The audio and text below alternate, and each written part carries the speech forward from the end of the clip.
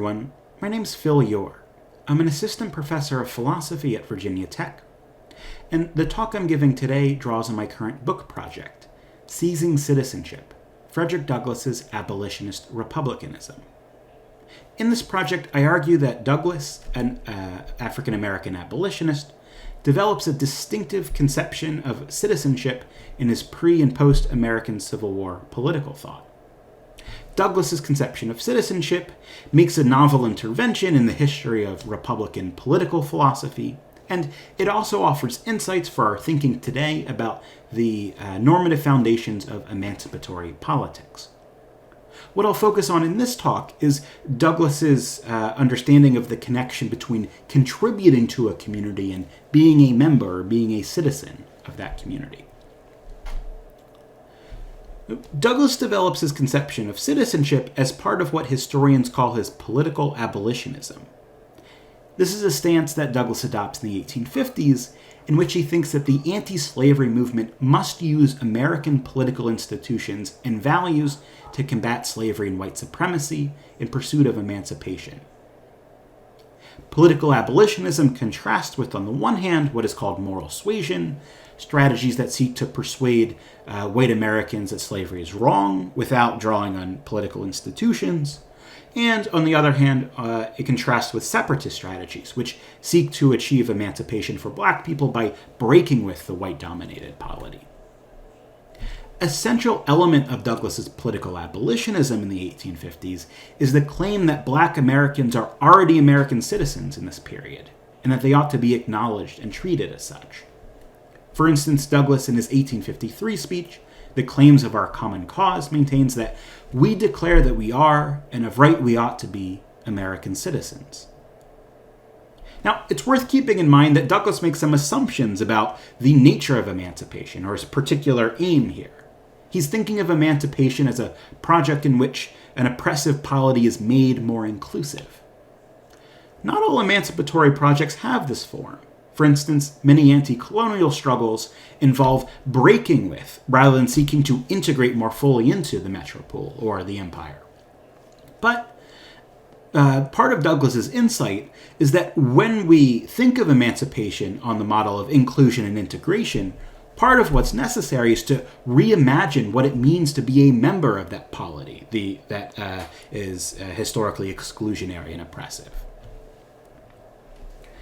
So Douglass develops a particular understanding of what it is to be a citizen that we could crystallize as follows. Someone is a member of the polity if and only if she contributes to the polity by shaping its normative foundation. Or in other words, one is a citizen because she acts in ways that help determine what the polity values. There's three key points about Douglass's concept of citizenship here that I'm going to develop in this talk. The first is that Douglass's understanding of citizenship draws on the Republican tradition, in which what it is to be a citizen is to participate in the political life of the polity. But Douglass's distinctive intervention in the Republican tradition is to give a capacious conception of what it is to contribute to the polity by participating in its public life. In particular, Douglass argues that anti-slavery resistance and quotidian forms of social interaction shape what the polity values and thereby make those who engage in them citizens. Douglass's understanding of Republican citizenship, then, is radically inclusive and pluralistic, while nevertheless still demanding. When we think about citizenship in general, all conceptions of citizenship will hold that it's a status that people possess. But different concepts of citizenship give very different accounts of in virtue of what we possess the status of being a citizen. So on some conceptions of citizenship, it's a status that's conferred to us by a state, as when the state gives us our documents, our passports, and so on. We can also think of citizenship as a rights-bearing status, as we do when we say, for instance, that when someone is denied, for instance, their right to vote, they're denied their citizenship. Many people, although I imagine those in our audience might want to distance themselves from this view, many think of citizenship in terms of national identity, that what it is to be a citizen is to participate in a particular national ethos or culture. And we sometimes think of citizenship as being connected to a location or to one's birthplace.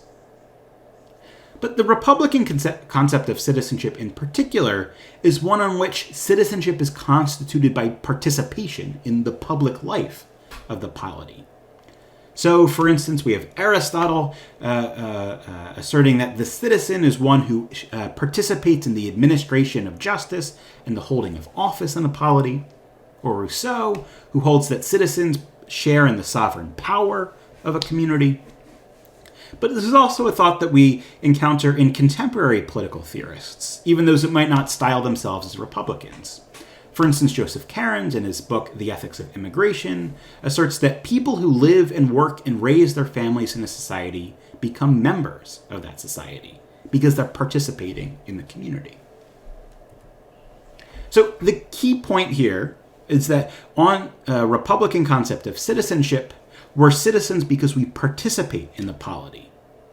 Participation is valuable because it contributes to the polity. What it is to participate in the polity's public life is to contribute to its public good, to engage in activity that's desirable or useful for the polity. So the emancipatory potential of Republican citizenship is grounded in this point that it derives from the activity of persons. It's what we do that makes us citizens, rather than a decision or an act of the state. So it's in my power or our power together to seize citizenship for ourselves in the Republican sense. However, the traditional Republican understanding of citizenship is subject to powerful critiques that demonstrate the ways in which it limits who's able to seize citizenship in this way.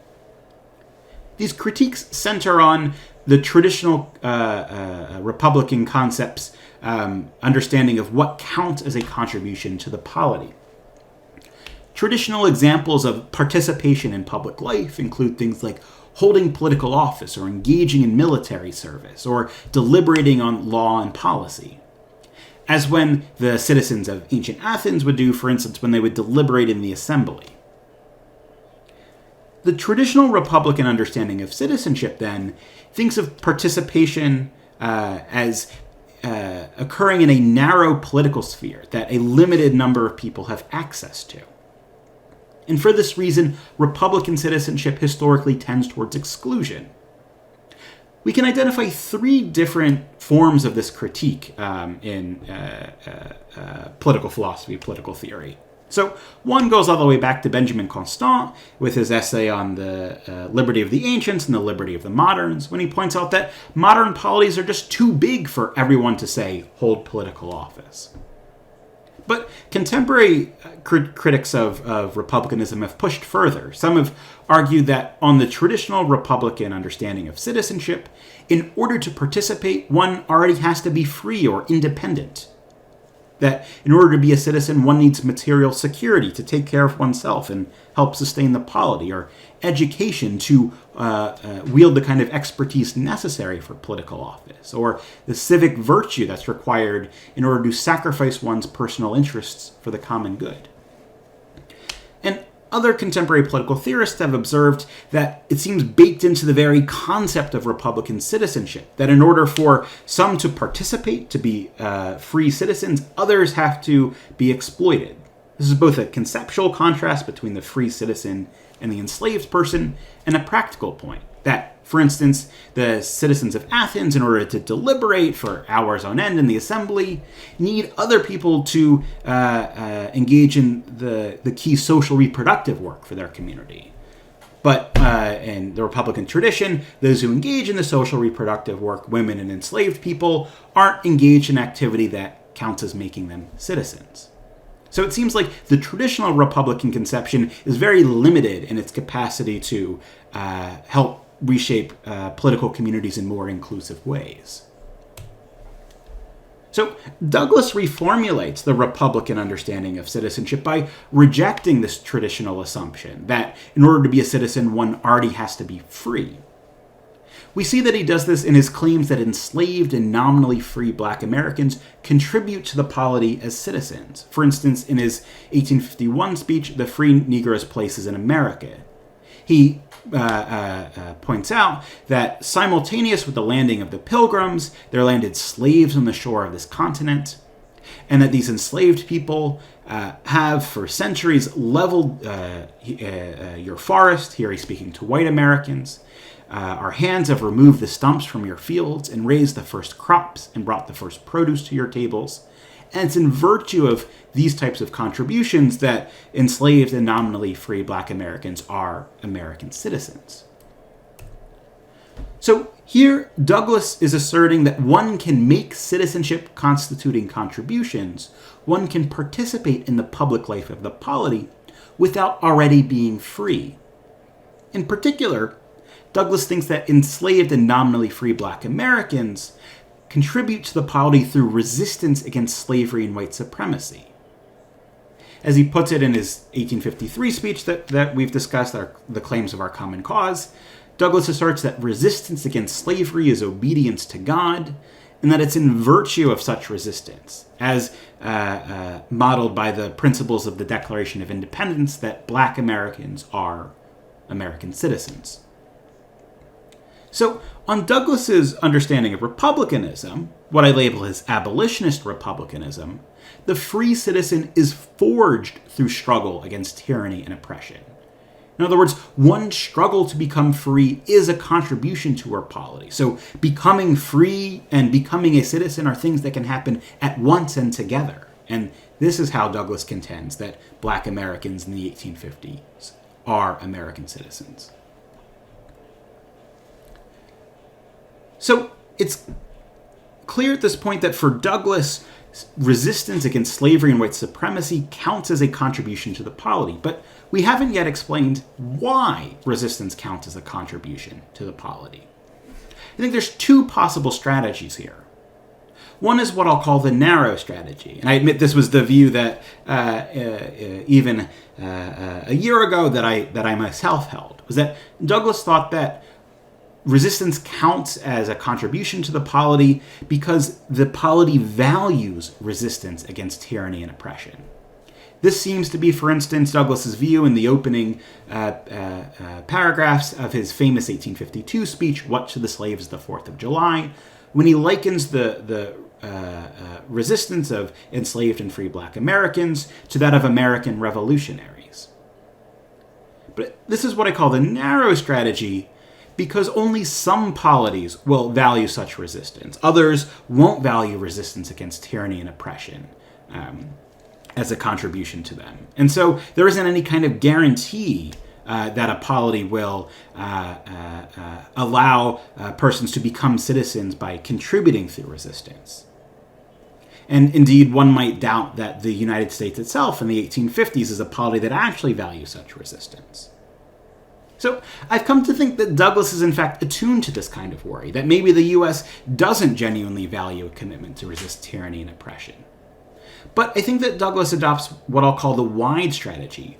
What makes resistance a contribution to the polity instead is that such resistance shapes or contests what the polity values. And it's in virtue of shaping or contesting what the polity values that resistance counts as a citizenship constituting contribution.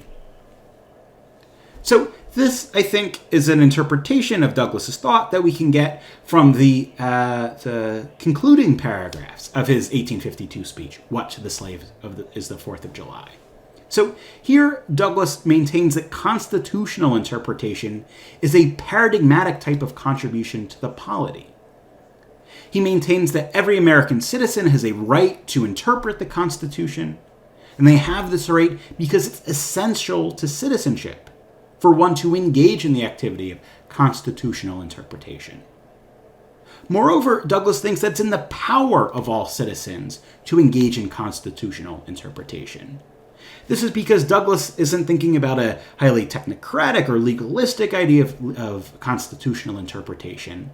Rather, what he means is a type of interpretation based on plain common sense rules that any of us could apply.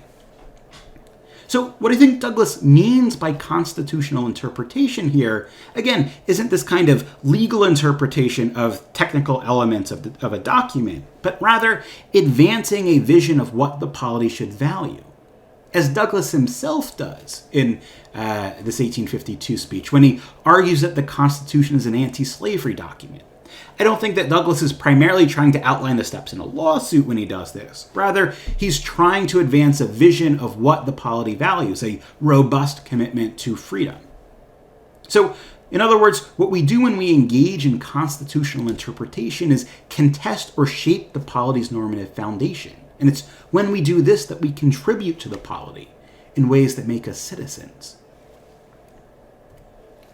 But it's not yet clear how inclusive Douglas's idea of citizenship is when we're just thinking about this idea of constitutional interpretation, where Douglas's conception of citizenship really gets its radically inclusive character is from the wide sense of activities that I think through which we contest or shape what the polity values. It's not just, for instance, standing up at a podium and giving a speech or writing an article, but rather Douglas argues that many forms of anti-slavery resistance contest and shape what the polity values, just like his argument that the Constitution is an anti-slavery document does. Anti-slavery resistance, Douglas argues, shapes what the polity values in two ways that I'll unpack in just a moment. It does through action in concert, as well as contestation.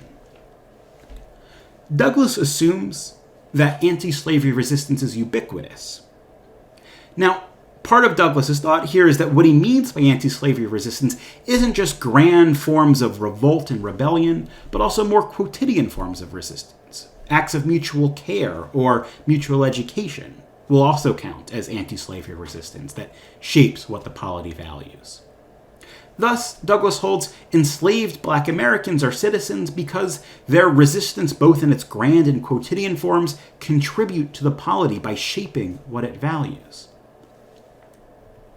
So, one way that anti-slavery resistance shapes what the polity values is through its quality of action in concert. So, anti-slavery resistance typically involves collective action between multiple individuals, on Douglas's account. He illustrates this, for instance, in his second autobiography, My Bondage and My Freedom, when he recounts an episode of a Sabbath school in which he and other enslaved people teach one another how to read covertly, which then ultimately culminates in an unsuccessful escape attempt among core members of the school. Douglas describes the bonds forged among the members of this school in this way. He states, "I never loved, esteemed, or confided in men more than I did these. They were true as steel, and no band of brothers could have been more loving. We never undertook to do anything of any importance which was likely to affect one another, without mutual consultation. We were generally a unit and moved together. Thoughts and sentiments were exchanged between us, which might very well be called incendiary by oppressors and tyrants." So this type of sustained collective action in concert, generates commitments on Douglas's view. An idea of commitment that's also developed in contemporary work by Mara Marin. It does so in two ways. On the one hand, sustained collective action involves open-ended mutual obligations between those who engage in it together.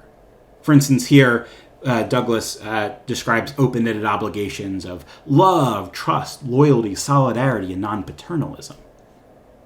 But this type of sustained collective action also involves the formulation of shared visions and values and ideals, like a commitment to resist tyranny and oppression. But Douglas doesn't think that anti-slavery resistance only contributes to shaping what the polity values in a collaborative form. He also thinks that resistance contributes to what the polity values in an adversarial form, through contestation. This is because such resistance contests the injustice and exploitation of the slave system. This is a point that both applies to rebellion, but also more quotidian forms of resistance.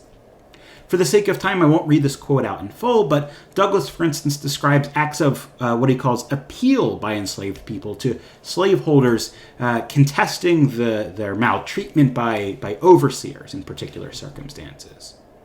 When they do this, Douglas asserts, those who are engaged in resistance manifest their moral standing, or in other words, they assert that they matter. And this holds both for these quotidian forms of resistance and grander forms of resistance like rebellion. These assertions that one matters, even in the face of injustice and exploitation, are efforts to shape what the polity values, to bring it to acknowledge that those engaged in resistance in fact matter. So then for Douglas, he thinks of citizenship as grounded in contribution, that what it is to be a citizen is to contribute to what the polity values. What makes me a citizen, importantly for Douglas, it's not that my normative vision wins out decisively, that I establish that my, for instance, or Douglas's interpretation of the Constitution is an anti-slavery document. It's not that he becomes a citizen when he persuades everyone to his interpretation. Rather, what makes him a citizen is that he's participating in a collective dynamic process of deciding what the polity values by engaging in constitutional interpretation, by engaging in anti-slavery resistance. This is because these activities shape what the polity values in two ways. On the one hand, through action in concert, through which we forge shared commitments with one another. And on the other hand, through contestation, through we assert, for instance, our moral worth in the face of denials, of its denial in polities that are unjust or exclusionary. So part of what Douglas is bringing out here is that political participation is typically both cooperative and adversarial at the same time. And both of these aspects of political activity contribute to the polity and thereby make us citizens. So I think that Douglas's understanding of citizenship has a distinctive emancipatory potential. This emancipatory potential can come out from actually thinking about what might be, on first face, an undesirable consequence of Douglas's account. So if we think with Douglas that any sustained effort to shape what the polity values count as a contribution to the polity, then those who espouse oppressive or exclusionary normative visions are citizens in virtue of espousing these oppressive or exclusionary values. They're trying to shape the polity in some way or another.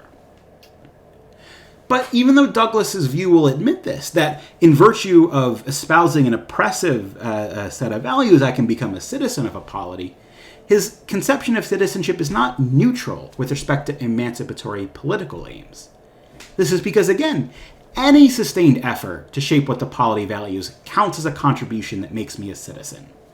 So even if someone else espouses an exclusionary vision of the polity that makes them a citizen, nevertheless, their vision can't annul my contribution to the polity.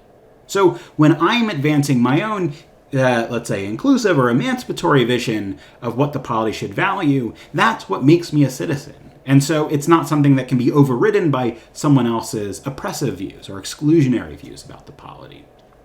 So it's for this reason that Douglas's conception of Republican citizenship, in contrast to the traditional Republican idea, will tend towards expanding the polity. It's worth noting in closing that it's not that this conception on its own yields positive rights and policies. It's not that we suddenly are able to secure emancipation because we've gotten the right definition of citizenship. Rather, what Douglas offers us with his understanding of Republican citizenship is a generative normative framing for emancipatory politics aimed at inclusion, a way of rethinking what it means to contribute to the polity in ways that make one a member. Thank you very much.